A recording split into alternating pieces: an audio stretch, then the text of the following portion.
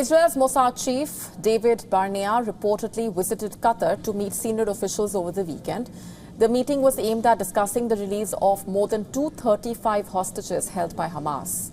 As Israel ramps up its ground offensive in Gaza, Qatar has raised alarm against the move, saying that it has considerably complicated mediation on the hostage release. The spokesperson for Qatar's foreign ministry has said that Israel's intensified offensive in Gaza has significantly complicated Doha's efforts to secure the release of the hostages taken from Israel. And on the other hand, Hamas's Gaza member, Yahya Sinwar, has said that the militant group was ready to quote-unquote immediately conduct a prisoner exchange.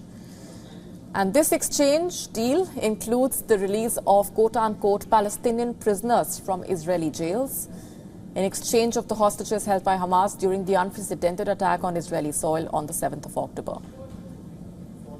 And in response, Israel's Prime Minister has said that Tel Aviv was discussing the issue. Prime Minister Netanyahu added that discussing the details publicly would harm efforts to reach a deal. The Prime Minister also insisted that broadening the ground offensive will in no way clash with Israel's ability to bring the hostages back. Meanwhile, Hamas released a video yesterday which showed 3 women being held as hostage. The women were demanding Benjamin Netanyahu to agree to a prisoner exchange in order for the captives to be released. Prime Minister Netanyahu called the circulated video a cruel psychological propaganda.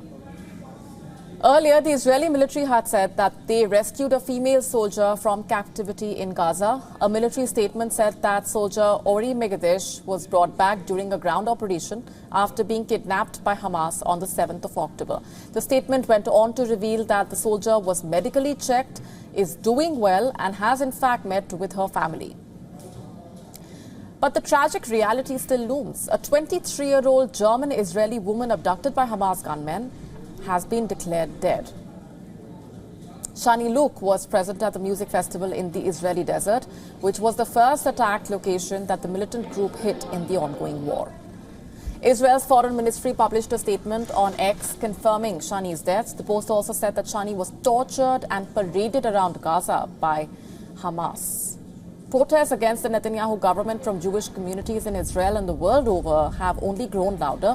And in the latest demonstration, about 100 activists and families from Israeli villages, which were attacked, set up more than 200 beds, calling on the Israeli government for the release of the captives.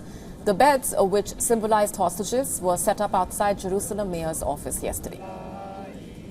The Israeli military, meanwhile, has continued its ground operations into the Gaza Strip. The Israel Defense Forces claiming to have hit more than 150 underground tunnels and bunkers marked as Hamas operatives and positions.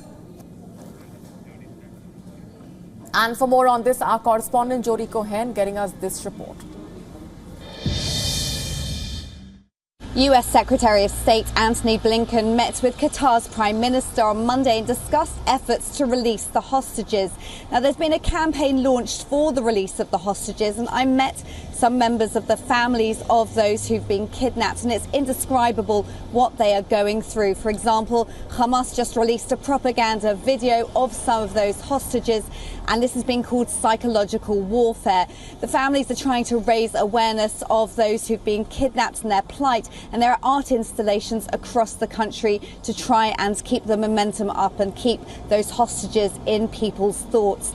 Now, the Israeli army is conducting raids into Gaza, and last night they actually rescued Ori, a young female soldier who'd been kidnapped by Hamas on the 7th of October.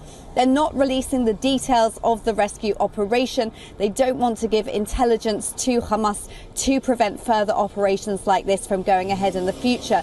But Prime Minister Netanyahu has said that the ground operations create a possibility, if not a certainty, of rescuing hostages.